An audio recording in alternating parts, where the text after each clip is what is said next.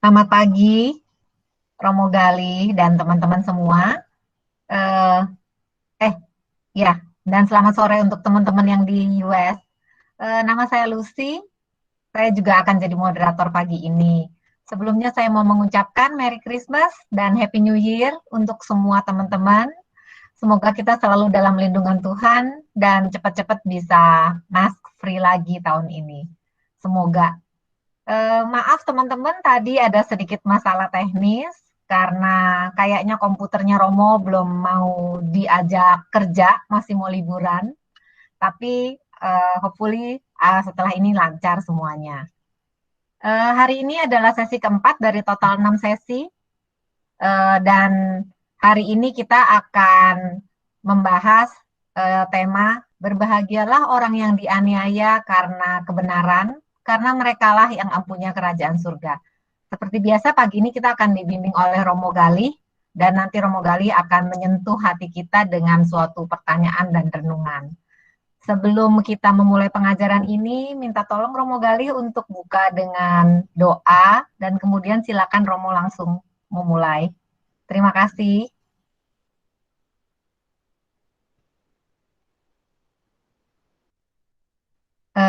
Romo, Baik, semoga Anda mendengar suara bagus saya. Romo. Maafkanlah saya karena ini webcam saya ini tidak bisa diajak kerja. Jadi saya berharap Anda mendengar suara saya, lalu presentasinya akan dibantu oleh tim dari WKICU, dari yang sudah saya kirimkan, semoga sudah diterima tadi. Mari kita mulai dengan doa pembukaan. Demi nama Bapa dan Putra dan Roh Kudus. Amin. Tuhan Yesus Kristus, kami bersyukur karena kami kesempatan untuk merenungkan sabda bahagia yang berisi terutama soal berbagilah orang yang dianiaya karena kebenaran dan mereka akan memiliki kerajaan surga. Semoga belajar dari Santo dan Santa yang kami miliki dalam tradisi gereja, kami mampu untuk merenungkan sabdamu, terutama sabda bahagia yang ke-5 hari ini, agar kami sungguh-sungguh mampu untuk mengikuti Engkau sebagai murid-murid Kristus yang sejati. Demikianlah acara kami agar berjalan dengan lancar sampai pada akhirnya nanti, demi Kristus Tuhan dan pengantara kami. Amin. Di mana Bapa dan Putra dan Roh Kudus. Amin. Baik, terima kasih. Selamat Natal dan Tahun Baru semuanya. Meskipun Tahun Baru kita ini Natal kita tidak sangat istimewa, tapi sangat istimewa sekali. Saya diminta misa 2 kali itu tidak boleh lebih dari 40 menit misalnya ya. Lagunya hanya lagu pembukaan dan lagu penutup. Tapi umat yang misa banyak sekali, ada 600 orang 2 kali misa. Berjarak jauh-jauh sekali misalnya. Baik, para saudara, hari ini kita memasuki bahan yang ke-4, yaitu ialah orang yang dianiaya oleh sebab kebenaran karena merekalah yang punya kerajaan surga. Terima kasih atas kesabarannya selama beberapa menit ini.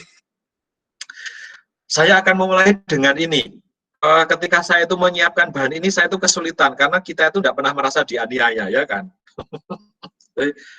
Kapan Anda merasa teraniaya? Itu kan mungkin susah. Lalu siapa yang menjadi contoh? Dan saya menemukan Santo dan Santa itu menjadi model orang Kristen yang teraniaya karena kebenaran.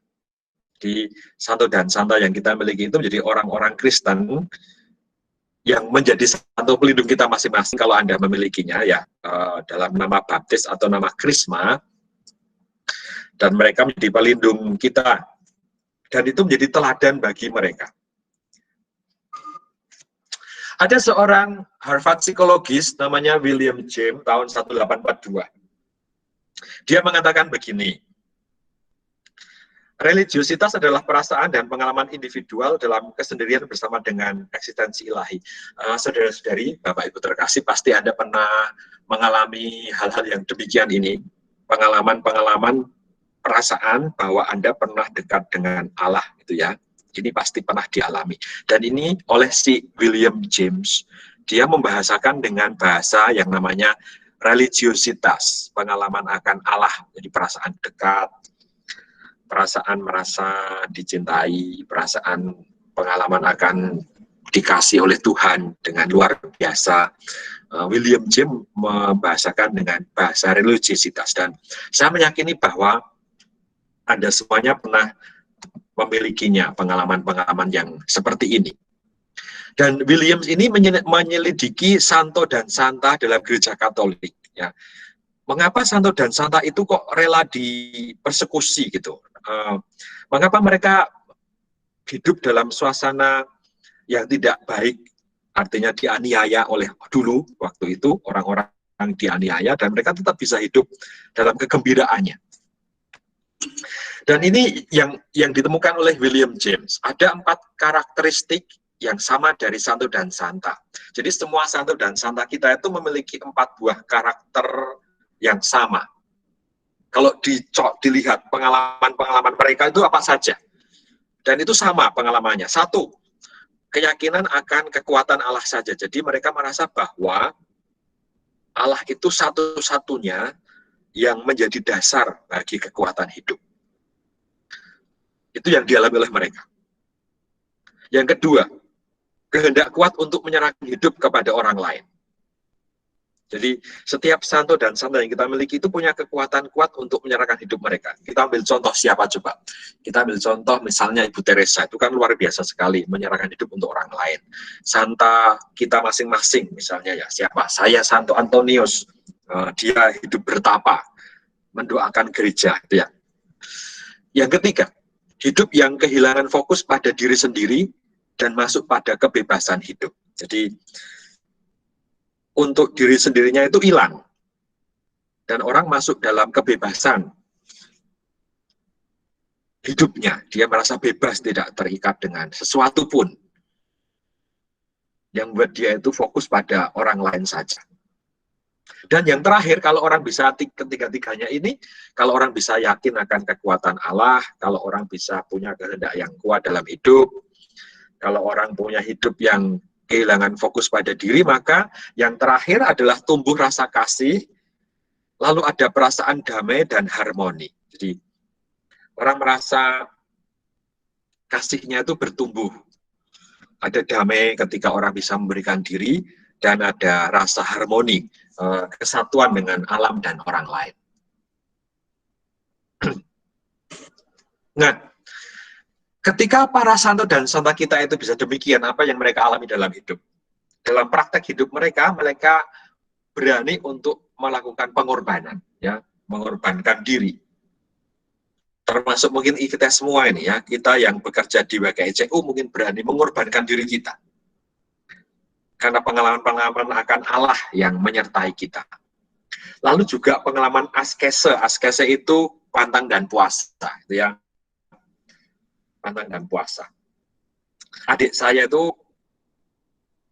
baru-baru ini mengalami, saya tidak tahu apa, dia mengalami kehadiran Roh Kudus katanya. Dia itu seorang bekerja di polisi, lalu dia pagi-pagi membaca kitab suci, tiba-tiba menangis, lalu Roh Kudusnya itu menghilami dia untuk berpuasa. Setiap hari Senin dia puasa. Untuk puasa apa? Tanya saya mau puasa untuk orang-orang yang tidak jujur di dalam organisasi saya, gitu ya. Dia askese namanya, berpuasa untuk sesuatu. Minggu lalu bapak saya bercerita bahwa dia berpuasa untuk apa? Agar tanahnya bisa terjual cepat, gitu. Karena dia mau jual tanah tapi tidak ada yang beli karena COVID. Dia padahal pengen jual tanah di desa sana, di mana ada orang nggak mau beli. Orang berpuasa karena ada kebutuhan tertentu. Ada pula kekuatan jiwa, belas kasih dan kekudusan. Jadi ini yang terakhir, kekudusan ini yang dianugerahkan oleh gereja kepada santo-santa kita setelah mereka mengalami tadi yang saya katakan, hidup hanya berfokus pada Allah, kemudian tidak ada fokus pada diri sendiri, kemauan untuk berkorban, lalu dia mencapai kekudusan. Sampai ke sana tarafnya.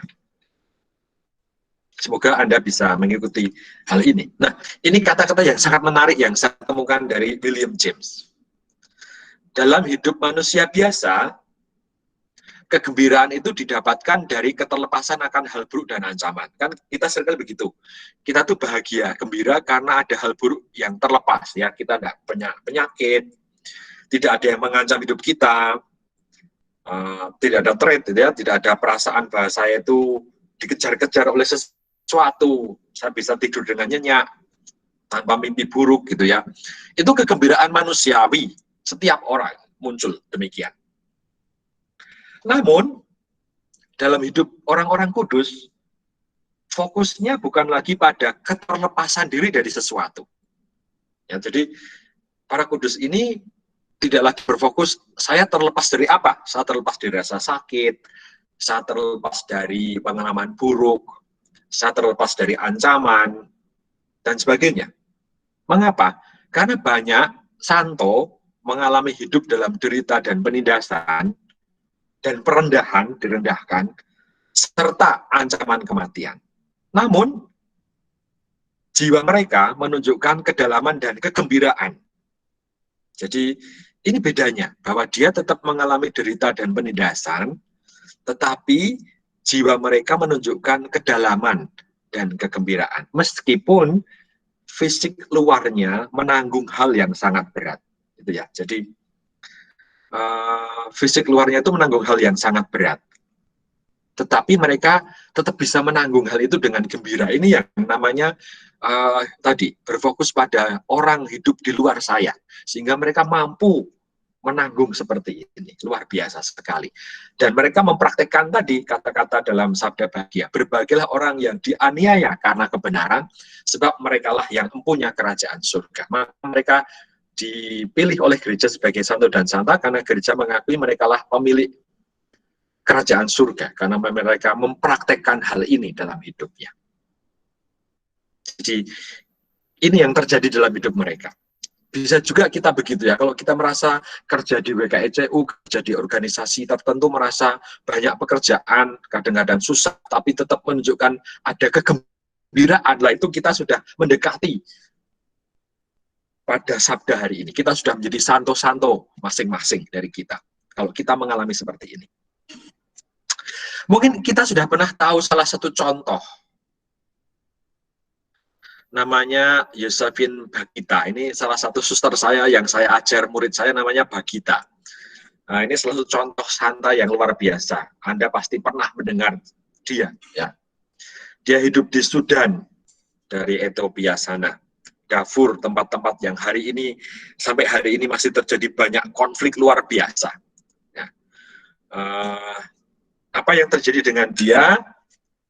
Dia adalah seorang perempuan yang ditangkap, diculik menjadi seorang budak, lalu dianiaya. Dan ini cerita dari diari dia. Hal yang paling mengerikan yang saya alami ketika saya diberi tanda di tubuh sebagai proses tato. Ya, jadi dia ditato karena dia budak. Tuannya memecuti dia sampai luka menganga, menaburkan tepung dan garam di luka itu. Menyedihkan sekali ya, coba bayangkanlah ini.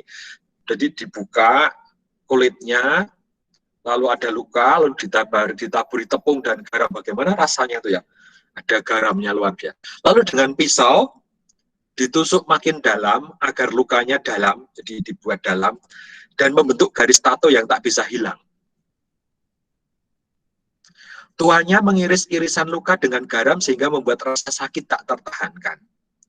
Ada 114 irisan yang ada di punggung, perut, dada, dan lengan dia. Jadi Bagita ini memiliki 114 irisan dalam tubuhnya ketika dia menjadi seorang budak. Bisa dibayangkan ya. Nah ini gambarnya, saya tunjukkan gambarnya punggungnya Santa Bagita. Dia sebagai seorang suster, sudah dilepaskan dari budak, dia menjadi suster. Dan dia memperlihatkan punggungnya yang pernah ditato ketika dia menjadi budak. Ini ceritanya. 9 Januari 1890 dia dibebaskan dari budak di Itali dan dia baptis jadi orang Katolik. Jadi dia dibaptis. 7 Desember masuk suster Kanosian, bertugas di Italia Utara. Menjadi terkenal setelah kisah hidupnya dibukukan. Jadi dia itu bercerita bagaimana dia dulu hidupnya, lalu bukunya dibukukan gitu ya, dan terkenal sekali karena ini. Salah satu kutipan yang terkenal dari bukunya nih, Seandainya saya bisa bertemu dengan mereka yang menculik dan menyiksa aku akan berlutut dan mencium tangannya. Luar biasa sekali ya. Karena jika peristiwa ini tidak terjadi, aku tak akan pernah menjadi seorang Katolik dan suster. Ini coba Bapak Ibu semuanya bayangkanlah ini. Sudah dianiaya sebegitunya, dia itu masih bisa bicara seperti ini pada mereka yang menculiknya loh. Luar biasa sekali toh seorang Santa Bagita ini. Seandainya bisa bertemu dengan penculiknya, aku akan berlutut dan mencium tangannya. Tanpa itu, tanpa pengalaman diculik itu, aku tidak pernah bisa menjadi seorang Katolik dan suster. Ini yang dia ceritakan dalam diarinya.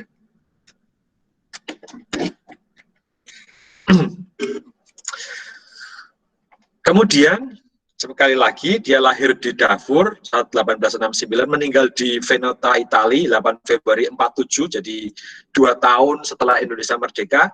Dibeatifikasi baru saja, 17 Mei 92, diangkat jadi santo itu 20 tahun yang lalu, menjadi santo pelindung orang Sudan.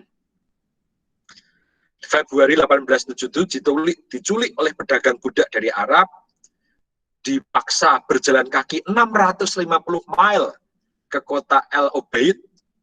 Ini menyedihkan sekali perjalanan hidup dia ini. Dijual 3 kali sebagai budak, sampai akhirnya dia dilepaskan. Akhirnya setelah mungkin dia tidak mampu bekerja, lalu dia dilepaskan sebagai budak. Ya, ini salah satu contoh Santa Bagita.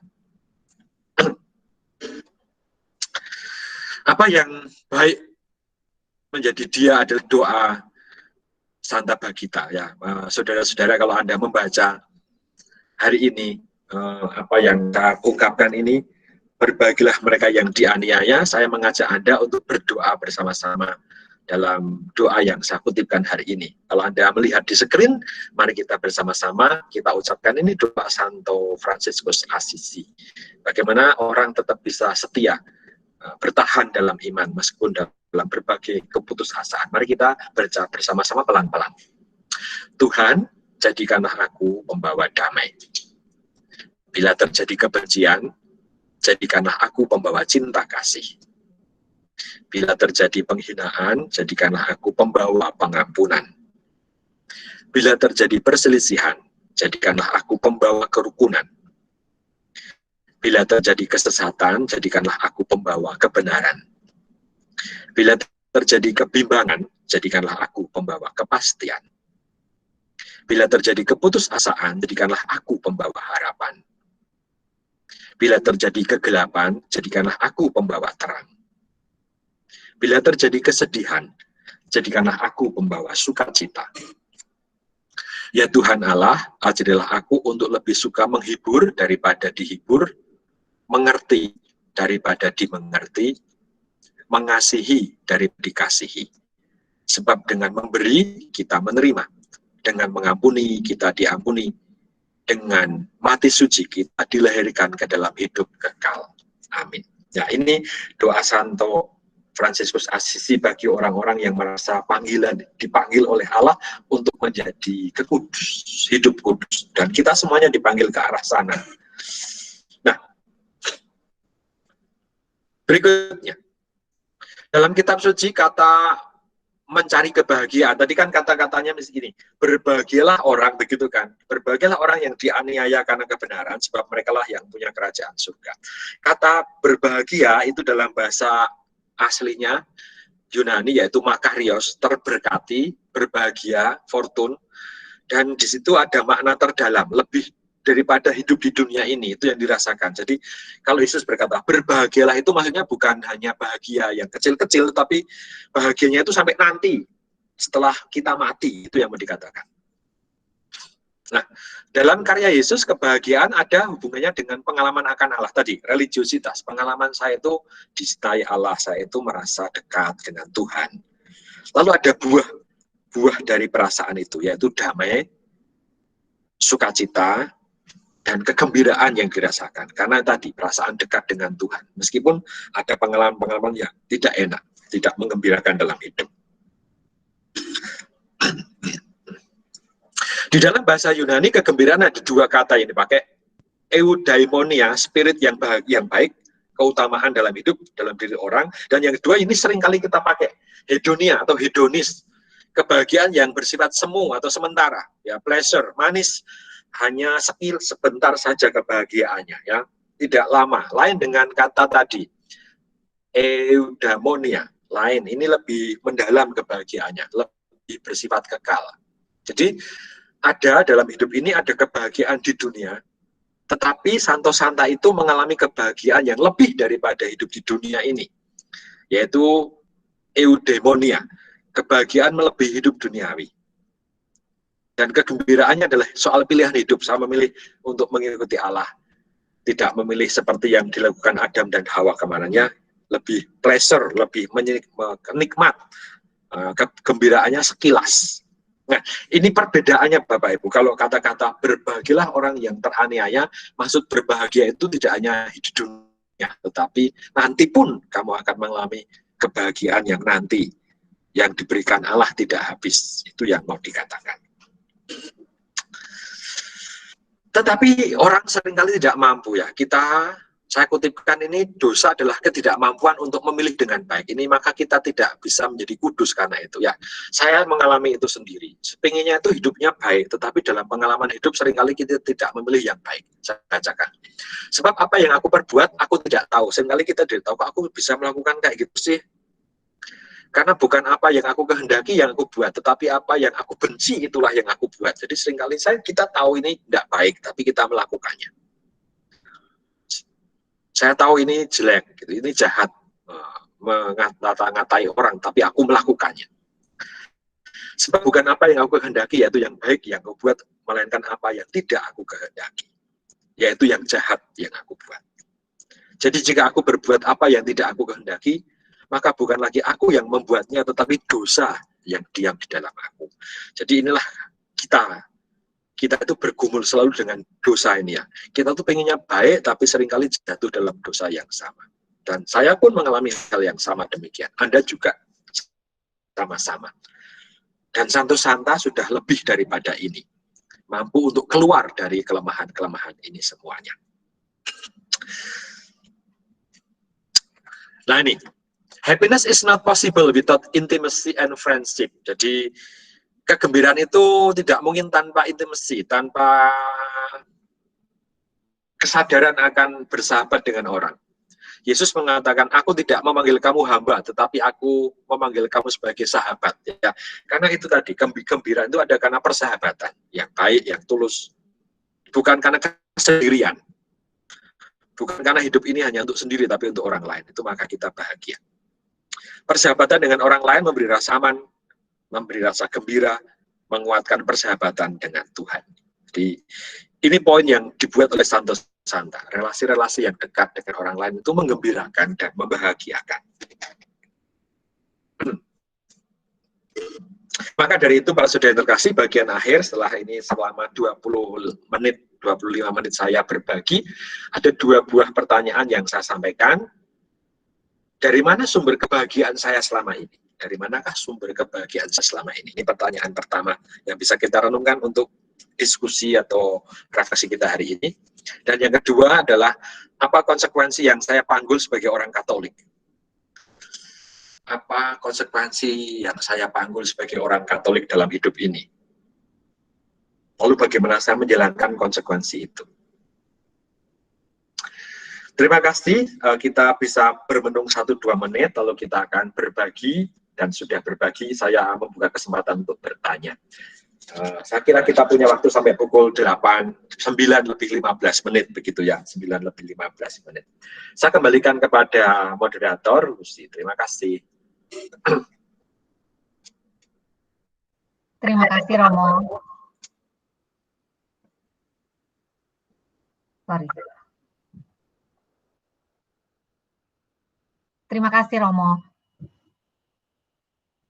Sebelum kita masuk ke sesi sharing dan tanya jawab, saya mau ingatkan kepada teman-teman untuk membantu supaya program pengajaran kita bisa berjalan lancar. Anda bisa berikan love offering-nya melalui cek ke Marcella Raharjo atau melalui elektronik ke Zelle di jovara3@gmail.com. Ini ada informasinya di screen. silakan di screenshot atau di foto kalau diperlukan. Terima kasih atas semua support-support dari teman-teman selama tahun 2020 kemarin. Oke, kita punya waktu sampai jam 9.15, kata Romo. Jangan sampai kita molor sehingga kita membuat Romo harus lari-lari ke acara berikutnya. Silakan bagi yang mau sharing atas 2 pertanyaan menggelitik yang tadi Romo lontarkan buat kita. Dan Romo kalau ada yang mau hai-hai juga boleh ya, karena hari ini saya punya perasaan mereka semua kangen sama Romo, udah setahun nggak ketemu, dan tahu-tahu hari ini nggak bisa lihat wajah Romo. Oke, jadi teman-teman silakan unmute kalau mau bicara langsung.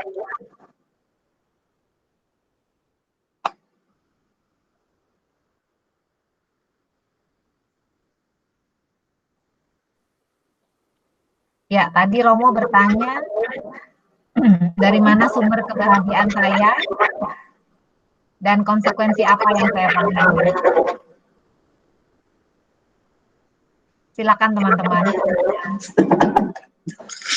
Semoga tidak sulit ya pertanyaannya.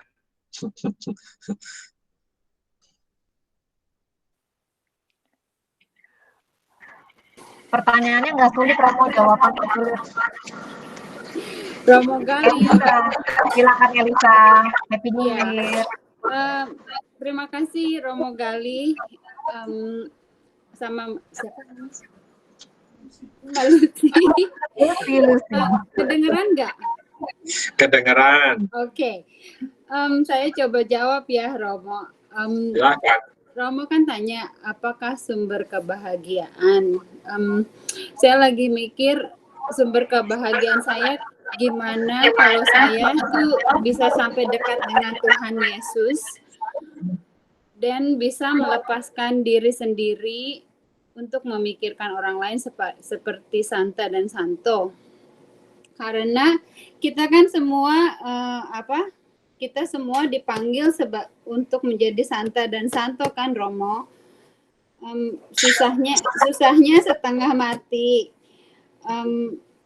Jadi kalau itu kayaknya kita perlu untuk kayak every moment, tiap kali kalau misalnya mau marah kita pikirkan. Maksudnya ini kita mengikutkan emosi, apa kita mendengarkan kata-kata Tuhan Yesus apa bukan. Terus saya merasakan tiap hari juga kita harus struggle but I know it gets better. Dan setiap hari itu kita mesti pupukkan diri sendiri dengan mendengarkan kata-kata Tuhan. Memang kedengarannya kayak holy, tapi saya lagi mikir kalau kita tidak memasukkan kita tidak mencemplungkan diri dengan kata-kata Tuhan atau dengan bersama-sama orang yang kepercayaannya sama. Itu bagaimana susahnya sekarang, apalagi kalau COVID-19 begini, orang tuh gampang benar menjadi depres. Saya mau memberi contoh, Romo, ada teman dekat saya tapi dia bukan Katolik. Jadi dianya tuh depres sekali. Jadi dia nggak ada Tuhan. Buat saya nggak mau maksa dia untuk jadi Katolik, susah buat saya untuk ayo sembahyang karena dia belum mengenal Tuhan. Jadi saya lagi mikir kalau saya terlalu ayo sembahyang ke Tuhan, ke gereja gitu, mereka tuh agak takut. Tapi saya coba mendengarkan dia, teman dia tuh untuk COVID-19 ini dia tuh begitu depresnya sampai pingsan gitu, Romo. Dia tuh dulu nggak begitu. Jadi saya lagi liatin bagaimana sebagai contoh untuk kita juga semua, gimana kalau nggak ada Tuhan, kalau dalam keadaan begini. Gimana kita tuh mesti melepaskan diri sendiri dan hang on sama Tuhan tuh bagaimana pentingnya. Dan yang Romo bilang, Santa Santo tuh sebagai contoh kita ya. Jadi untuk menjawab pertanyaan nomor 2, konsekuensi sebagai orang Katolik gimana? Saya jadi mikirnya konsekuensinya melepaskan diri sendiri, melepaskan dari kebahagiaan dunia yang susah, yang challenging every time, karena kita tinggal di dunia ini yang kita lihat yang godaan tuh banyak. Kalau saya jadi lagi mikir juga, Romo, kalau nggak ada program-program begini, gimana saya bisa, maksudnya kok saya ada mes, ada dengar-dengar baca-baca yang lain, cuman ketakutannya tuh akan lebih besar menurut saya. Saya tuh membayangkan diri saya tuh ketakutannya akan lebih besar, nggak ada kebahagiaan. Tetapi dengan mendekatkan diri kepada Tuhan, dan saya terima kasih sama Romo-Romo mendengarkan program-program ini, saya merasa saya lebih dekat dengan Tuhan dan melihat bagaimana saya berterima kasih dari blessing yang dikasih dari Tuhan. Kalau enggak, saya tuh enggak ngelihat semuanya, Romo. Kalau enggak, saya merasa lebih banyak ketakutannya daripada blessing yang Tuhan kasih. Semuanya gelap kalau enggak mendekatkan dengan diri. Jadi segitu aja, Romo, yang saya mau share. Thank you.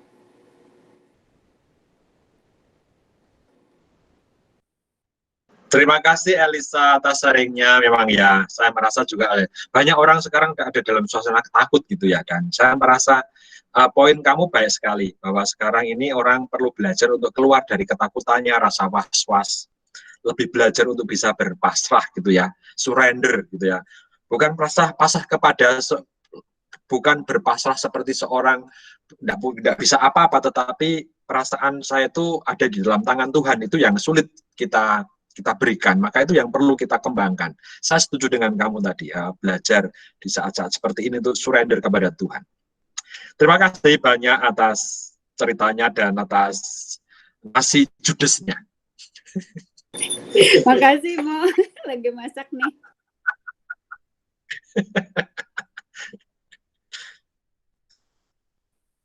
Silakan yang lain. Romo, boleh nggak nanti jam 9 kita dengerin Romo jawabnya apa? Boleh nggak nanti jam 9, kan kita punya waktu sampai jam 9:15. Jam 9 kita mendengarkan jawaban dari 2 pertanyaan ini menurut Romo. Kalau Romo tuh dari mana sih sumber kebahagiaannya? Buat kita belajar, Romo. Boleh. Oke. Thank you, Romo. Pengen tahu juga, pengen belajar dari Romo. Silakan teman-teman yang lain yang mau sharing atau bertanya menanggapi 2 hal yang tadi Romo lemparkan buat kita. Silakan langsung unmute. Pak Marcel. Selamat Natal, tahun baru. Ya, ada pertanyaan Romo. Jadi apa kita harus menderita untuk bisa mencapai kebahagiaan tadi? Karena kita dengar dari Jesuit yang lain juga, misalnya seperti Anton de Mello, dia mengatakan bahwa kita tidak perlu untuk menderita untuk bisa mencapai kebahagiaan kan. Ini kan masalahnya masalah kelekatan kan sebetulnya toh. Jadi kalau saya lihat di sini, jadi bagaimana kita bisa lepas dari keakuan aku, dan bagaimana saya bisa tadi menyerahkan diri kepada Tuhan, jadi sehingga dalam pelayanan kita bisa lebih mendahulukan orang lain daripada diri kita sendiri. Kira-kira seperti begitu. Bagaimana menurut kamu? Terima kasih Pak Marcel, terima kasih. Saya kira saya setuju. Karena sekarang ini penderitaan itu susah. Dalam arti tidak lagi teraniaya kan persoalannya. Dulu Santo Santa kan contoh yang dianiaya dulu. Tetapi kan sekarang itu tidak ada lagi. Lalu tantangan kita tadi yang saya katakan di bagian akhir. Kelekatan kepada diri, kelekatan kepada dunia, kelekatan kepada barang-barang materi yang membuat kita terlalu fokus pada diri sendiri, gitu ya. Lalu tidak bisa memilih yang baik, lalu itu menjadi sumber kita tidak bisa keluar dari diri sendiri. Saya setuju dengan yang dikatakan Pak Marcel tadi.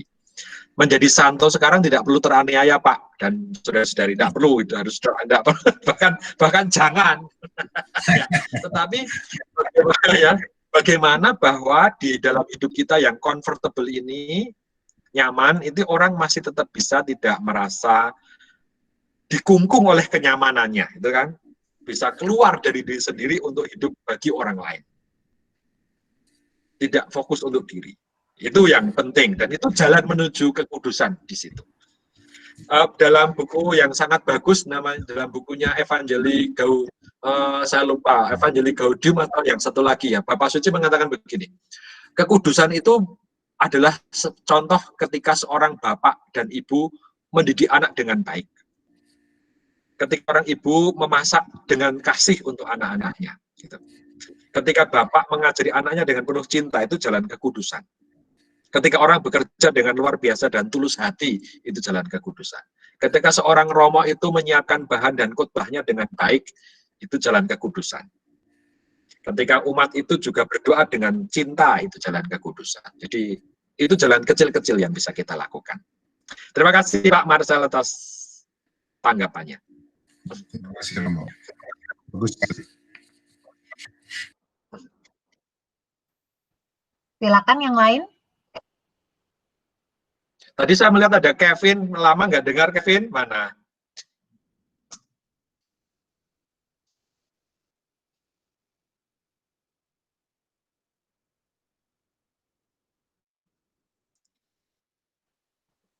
Tante Maria, Surjadi, lama sekali nggak dengar suaranya. Tante Maria, buka dong suaranya.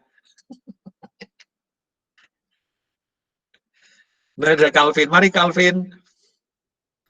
Halo Romo, wah sorry malah mati tadi salah pencet. Iya saya ada tanggapan saat ini. Romo, just Merry Christmas and Happy New Year. Aku mau tanya sama kamu. Iya. Kalau kamu orang muda gitu ya, kerja di perusahaan gede gitu kan, kamu masih kerja di Amazon? Masih Romo, thankfully. Nah, makanya Amazon lagi kan itu impian banyak orang. Pasti kebahagiaanmu menurut kamu itu kebahagiaan itu apa?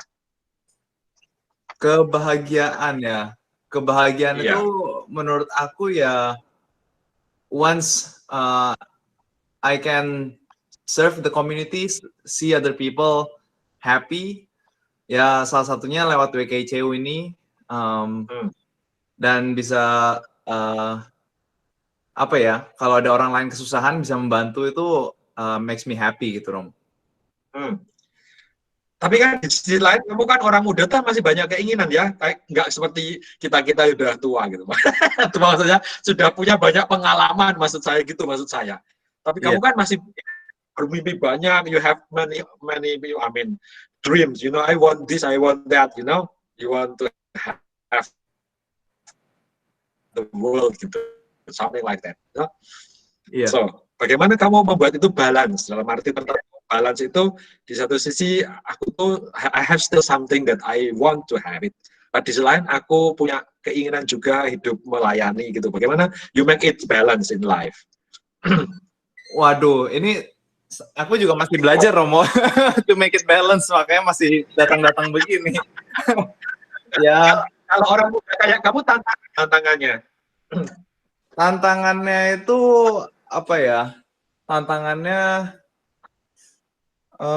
mungkin lebih ke arah hal-hal duniawi gitu ya. Misalnya masih pengen punya A, B, C, D yang masih banyak yang masih belum bisa diraih gitu loh, karena mungkin uangnya belum ada atau kalau misalnya travel gitu waktunya belum ada karena harus ada kerjaan.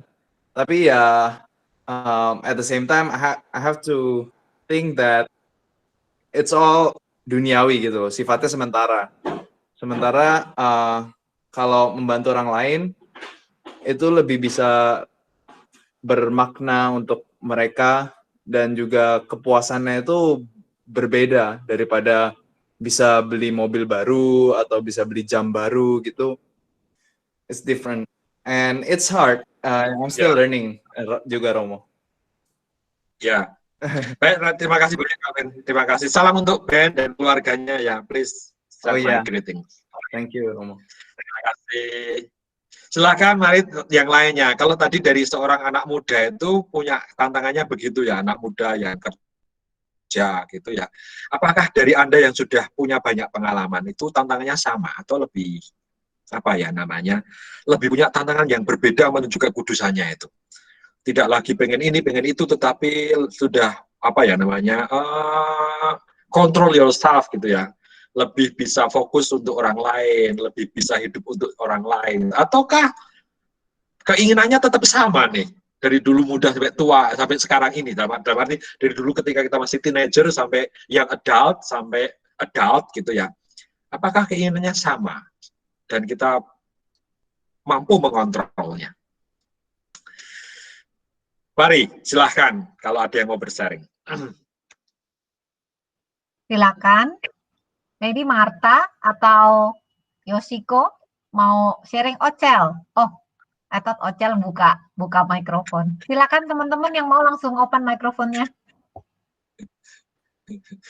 Kalau nggak Romo dulu sharing, nanti orang lain pasti menanggapi Romo. Boleh nggak?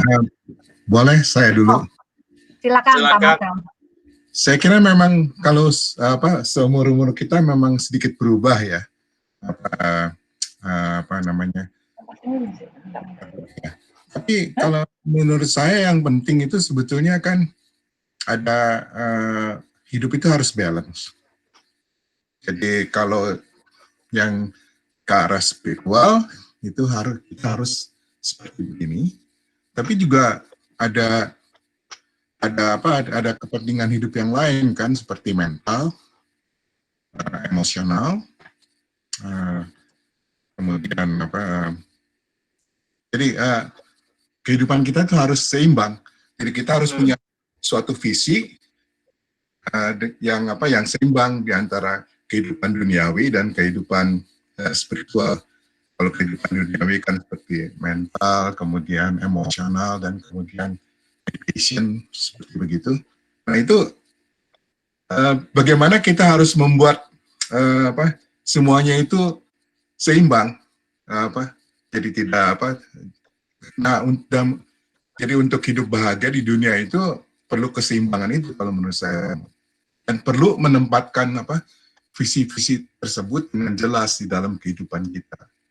Jadi misalnya kalau visi spiritual saya harus melayani, dan kalau visi mental saya harus sehat, olahraga, makan sehat. Kalau sisi educational saya harus belajar terus gitu kan. Kalau emosi ya bagaimana kita caranya mengontrol emosi kita supaya kita bisa komunikasi dengan sosial, dengan yang lain dengan baik. Jadi visi-visinya itu harus jelas dan harus bisa balance di dalam kehidupan. Itu kalau menurut saya. Cara membalancekannya bagaimana Pak Marcel? Agar hidup itu balance itu gimana ya? Ya, itu saya kira itu suatu perjuangan ya dari kita semua.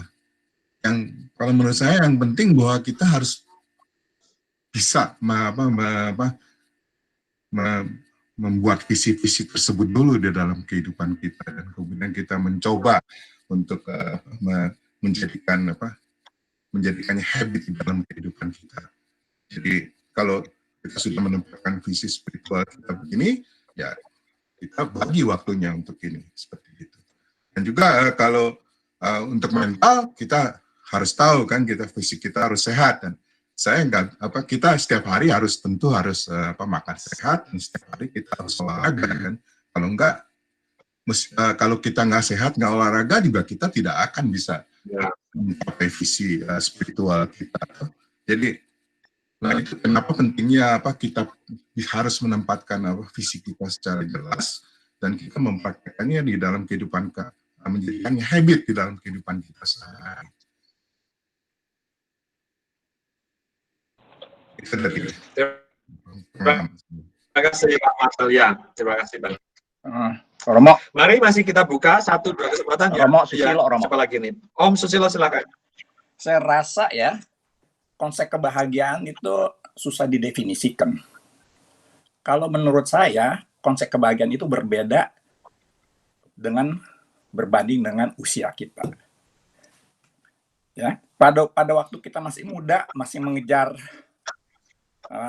sekolahan, mengejar kerjaan, mengejar untuk memperoleh keluarga dan sebagainya, itu konsepnya berbeda. Jadi persoalan kebahagiaan itu semakin seseorang mencapai usia, semakin lanjut, dia akan lebih meningkatkan dirinya kepada hal-hal yang lebih spiritual. Sedangkan kalau misalnya yang kayak tadi anak muda yang memberikan kesaksian, biarlah mereka itu lebih ke arah hal-hal yang bersifat material. Kita jangan halangi. Sebab pencapaian dia di dalam memperoleh suatu kepenuhan di dalam material, misalnya mobil baru, rumah baru, terus kawin sebagainya, itu nggak salah. Itulah itu wajar gitu ya. Ya itulah wajar itu. Itulah Ya. kebahagiaan menurut mereka. Berkeluarga, punya anak, rumah bagus dan sebagainya.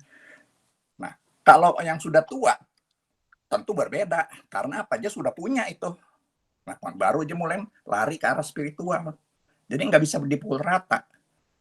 Ya, ada prosesnya gitu ya. Kebahagiaan nggak bisa dipukul rata. Yang bisa, kalau menurut saya kunci daripada kebahagiaan adalah biarlah kita mencari hal-hal yang duniawi, yang material. Ya, karena material kita manusia, itu hal yang biasa.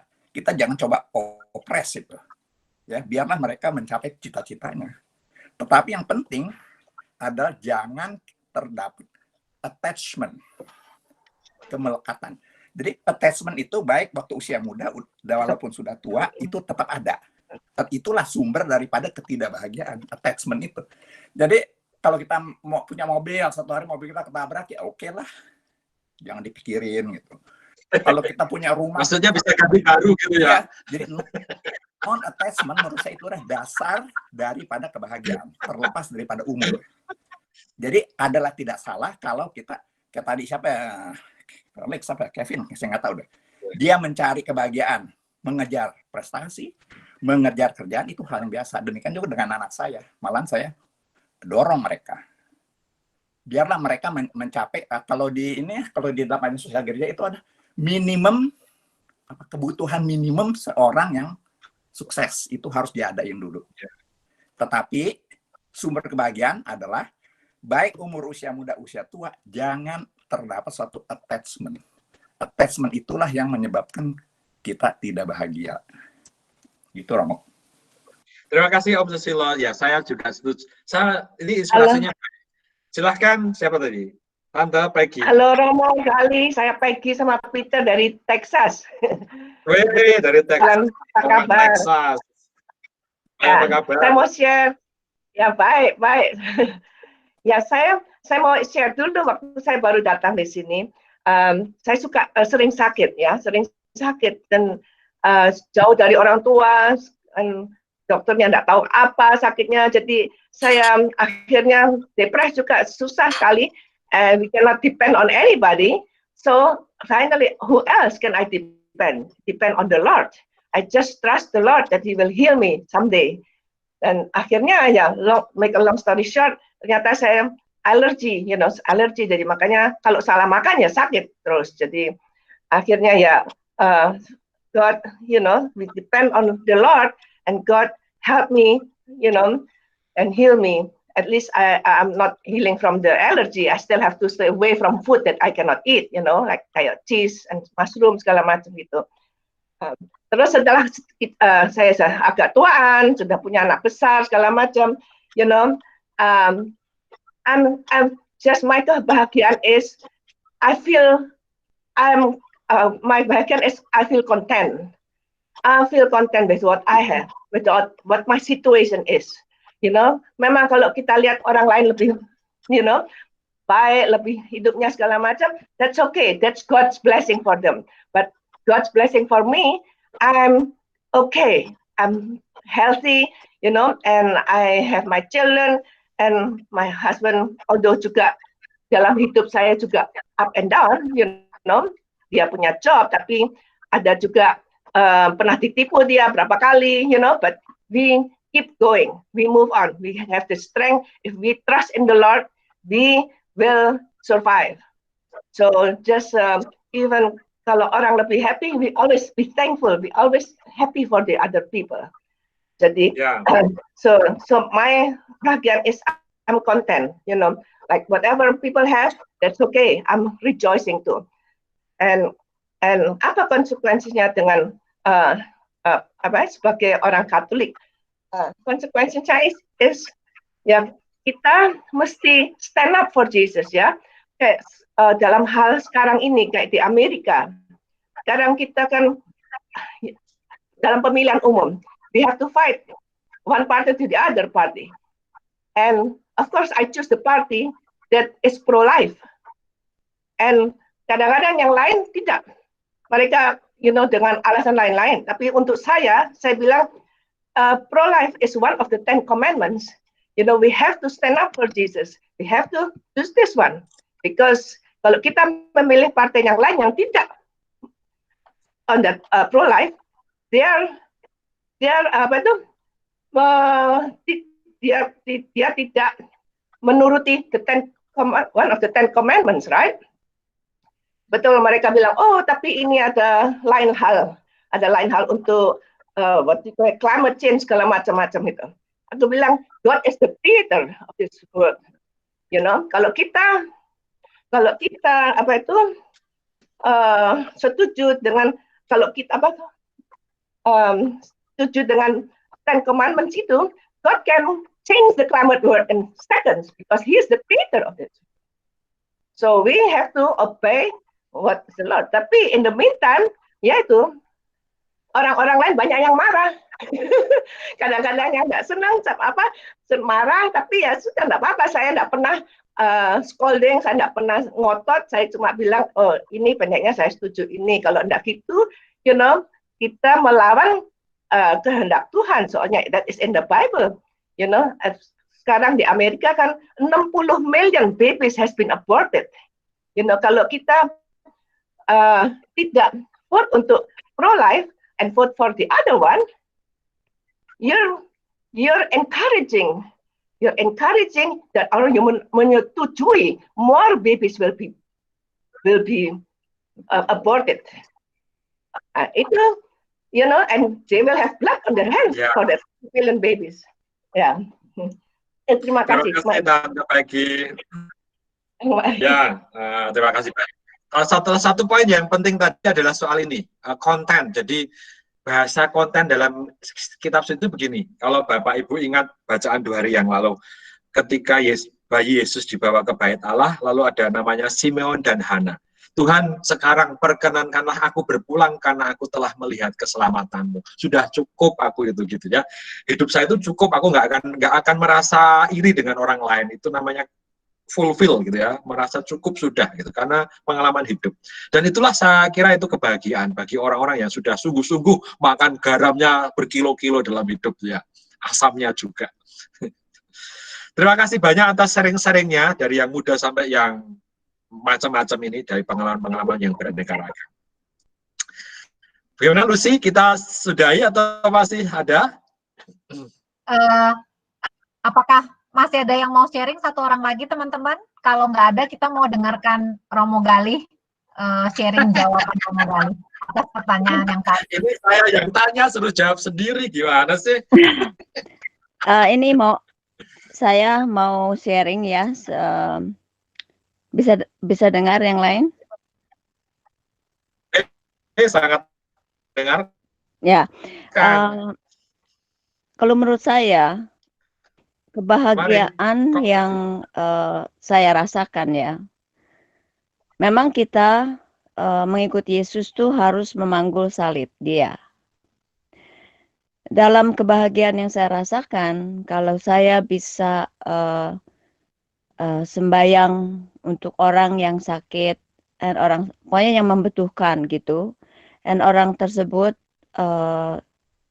bisa sembuh gitu ya, itu saya merasa senang sekali. Walaupun dalam hal ini saya juga menderita, tapi dalam penderitaan yang saya derita, kalau saya bisa menyenangkan hati orang gitu ya, jenguk orang gitulah misalnya, orang tersebut juga ikut senang gitu.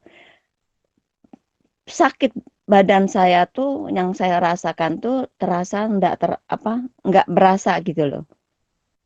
Yang ada tuh kebahagiaan sekali dalam hati saya gitu. So, bagaimana ya? Itu yang saya rasakan gitu, Mo. Jadi kalau menurut saya kebahagiaan seseorang tuh ya mungkin karena saya juga udah termasuk berumur, udah lansia. So anyway, jadi menurut saya ya kalau kebahagiaan itu kalau kita bisa sharing kepada orang, karena Tuhan itu walaupun bagaimanapun kita menderita, kalau kita membantu orang, kita tuh nggak yang kita sakit, yang kita rasakan itu tuh nggak berasa lagi gitu. Yang ada tuh kebahagiaan di dalam hati kita gitu. So itu termasuk pengorbanan atau apa gitu, Mo?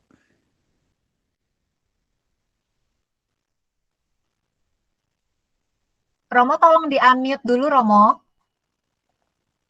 Itu termasuk pengorbanan bagaimana saya bisa berdoa bagi orang lain meskipun saya sakit, itu termasuk sangat jalan yang baik. Terima kasih, Bu Julia. Oke. Jadi bukan termasuk itu termasuk pengorbanan atau apa begitu maksud saya. Menurut saya sih ya. Termasuk pengorbanan, termasuk jalan pada kekudusan. Untuk saya sih ya untuk saya bukan termasuk pengorbanan ya untuk saya. Karena saya merasa saya bisa membahagiakan hati orang gitu. Jadi saya merasa senang sekali gitu. Walaupun saya tuh sendiri juga sakit gitu, tapi karena Tuhan ada dengan saya, jadi saya tuh nggak merasa kesakitan yang saya derita tuh udah nggak rasa lagi gitu. Nah itu saya merasa tuh bahagia sekali gitu. Jadi gimana ya?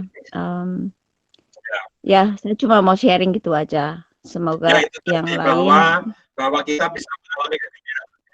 Kita bisa mengalami kegembiraan. Suaranya agak terputus-putus, Mo. Aku nggak bisa dengar gitu. Mari diterus. Ya. Baik, saya kira tadi sharingnya sudah baik. Saya merasa bahwa kita masih bisa membantu orang meskipun kita merasa tidak sakit. Kita masih bisa mendoakan orang, itu yang dikatakan ya. Itu salah satu jalan menuju kegembiraan. Baik, kalau tadi diminta saya sharing, lalu ya saya akan sharing juga. Apakah kegembiraan seorang Romo? Nah, itu ya. Apakah kegembiraan seorang Romo? Secara khusus karena saya itu memilih menjadi Romo, maka kegembiraan seorang Romo yang pasti ketika Romo itu bisa melayani umat. Pasti, melayani umat. Saya baru sharing, saya kemarin mendampingi retret para Romo, lalu beberapa Romo itu sedih karena di masa COVID ini dia tidak diizinkan untuk minyak suci kepada umatnya. Karena bulan lalu ada Romo minyak suci meskipun memakai APD, dia meninggal dunia. Maka sekarang itu kesedihan sekali, itu sedih sekali bagi Romonya. Kita tuh kan punya, Romo itu kan ditugaskan punya kuasa tuh, memberi minyak suci bagi orang lain. Orangnya tuh minta, Romo minta minyak suci ini mau meninggal. Salah satu kesedihan dari teman saya yang bertugas di rumah sakit sekarang ini adalah dia itu bisa tetapi tidak boleh, ya. Dan itu menyedihkan. Hilang kegembiraannya bahwa umat yang harusnya bisa layani, tetapi karena COVID lalu ya hanya didoakan lewat telepon, mari kita berdoa bersama, tidak bisa menerima komuni untuk yang terakhir kali, tidak bisa menerima sakramen minyak suci yang terakhir kali, gitu kan sangat sedih. Bahkan meninggalnya pun hanya diantar 1-2 orang saja atau 3 orang saja. Itu sedih sekali lah. Itu yang pertama. Jadi kegembiraan kita itu kalau karena Romo ya, tapi yang kedua yang membuat saya sedih adalah ketika ini. Saya itu kerja di seminari. Seminari adalah tempat pendidikan calon Romo. Maka apa yang dituntut oleh seminari kepada saya sebagai salah seorang staf itu harus baik. Pokoknya harus baik. Khotbah harus baik, mengajar harus baik, semuanya harus baik. Karena itu tuntutannya begitu. Harus, karena ini seminari harus menjadi contoh. Kalau kita baik, tidak ada yang mengapresiasi. Memang itu kewajiban kamu baik di seminari. Kalau kamu jelek, kamu akan dibunyi-bunyikan oleh orang. Gimana sih kamu itu staf kok jelek? Saya itu kadang-kadang stres gitu. Gitu ya. Ini sudah baik, tidak ada yang mengajak makan gitu ya. Kalau di BKI itu kan yang ngajak makan banyak sekali sampai saya gemuknya luar biasa.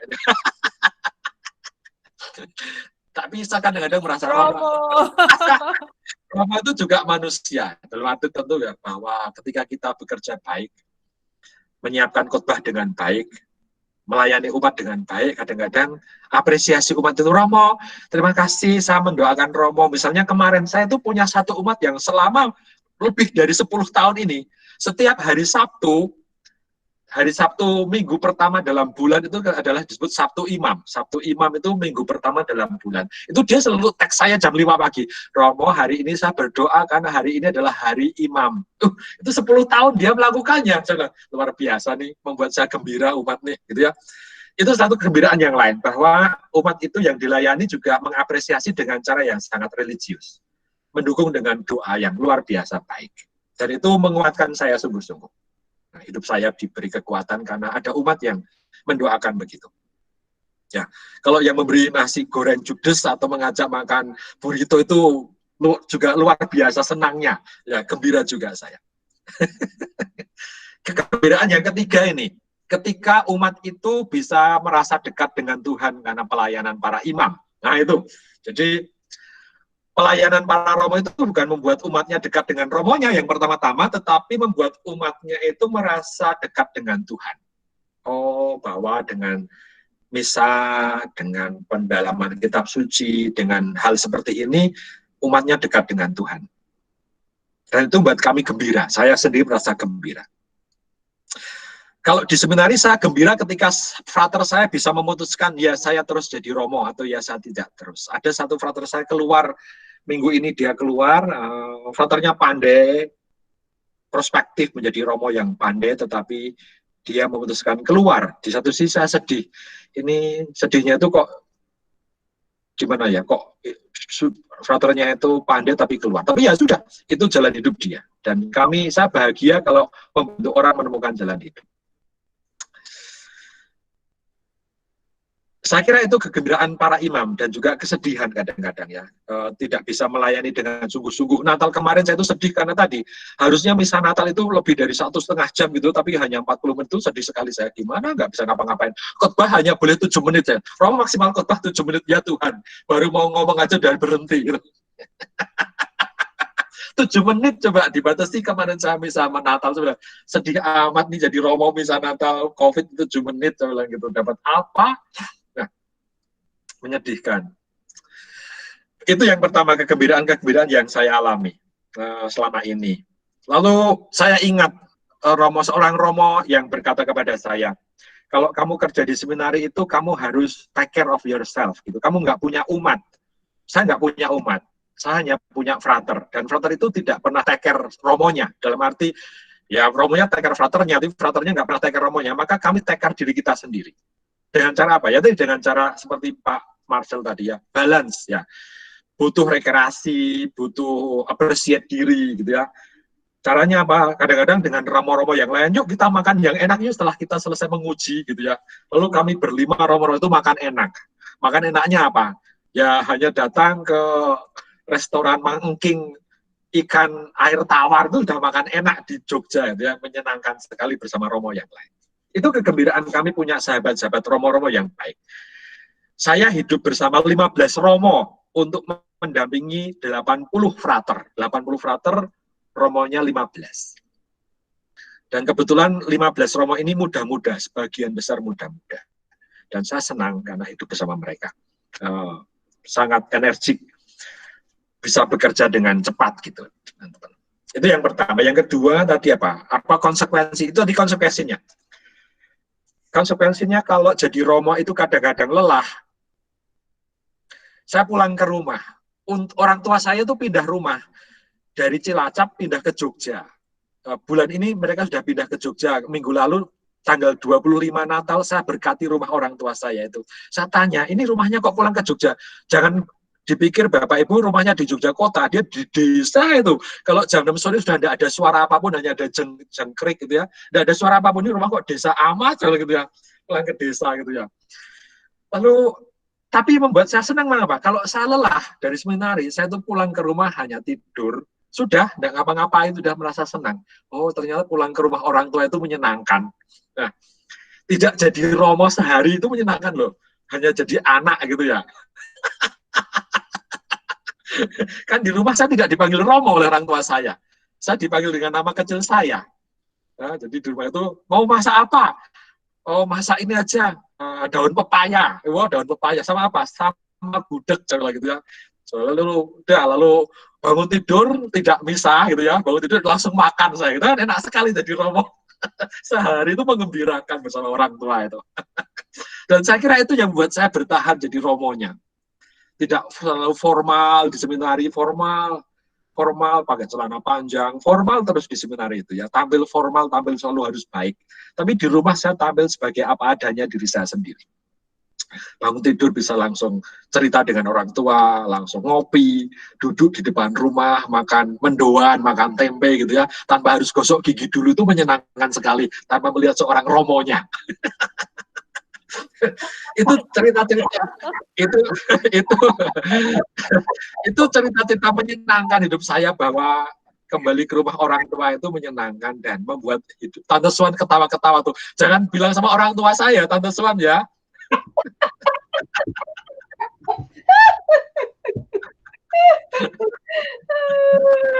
Kegembiraan sebagai seorang anak, saya kira. Baik, terima kasih. Itu saja, saya tidak mau cerita banyak-banyak, nanti rahasia saya terbongkar semuanya.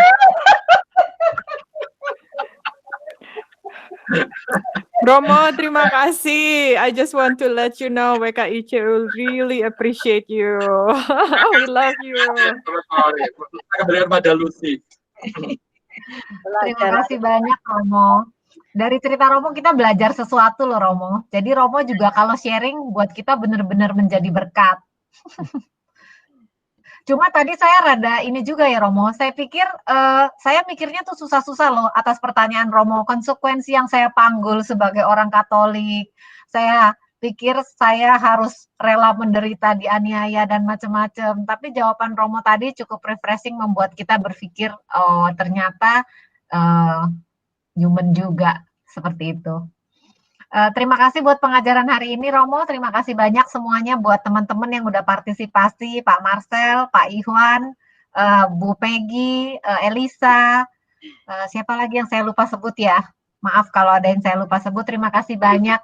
Kita harus akhiri acara hari ini karena Romo punya acara lain, kita akan ketemu lagi minggu depan pada jam yang sama untuk sesi kelima. Sebelum kita tutup acara, minta tolong Romo untuk berikan berkat dan doa penutup ya Romo. Sebentar, Lucy minggu depan itu Romo retret ya Romo, jadi kosong ya kalau nggak salah.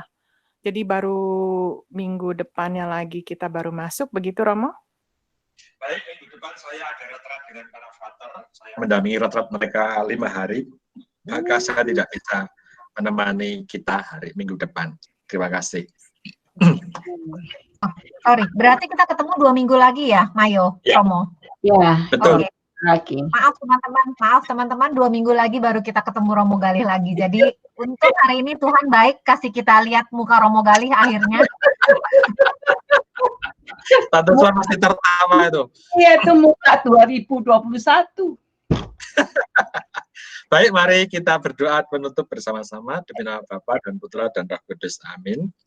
Tuhan, kami bersyukur kepadamu karena beri kesempatan untuk belajar dari Santo Santa dan mencari kebahagiaan di zaman ini. Semoga kebahagiaan-kebahagiaan kecil kami dapatkan setelah kami bisa melayani orang dengan tulus, mencintai orang dengan rela, menghargai orang lain dengan sukacita, dan itulah sumber kebahagiaan kami untuk menemukan Engkau di dunia yang sedang merana karena COVID ini. Semoga Kau buat kami semakin sehat, Kau buat obat yang COVID segera ada, sehingga kami semakin mampu untuk berpasrah dan tetap berjuang dalam hidup ini meskipun keadaan sulit kami hadapi. Dampingilah mereka yang di Amerika dalam istirahat malam hari ini, dampingilah kami yang ada di Indonesia untuk bekerja pagi ini dan meneruskan pekerjaan-pekerjaan setiap hari, demi Kristus Tuhan dan pengantara kami. Amin. Tuhan bersamamu dan bersama rohmu. Semoga Anda semuanya diberkati oleh Allah yang Maha Kuasa, Bapa dan Putra dan Roh Kudus. Amin. Terima kasih banyak semuanya. Terima kasih Romo. Thank you Romo. Thank you, Romo. Thank you Romo.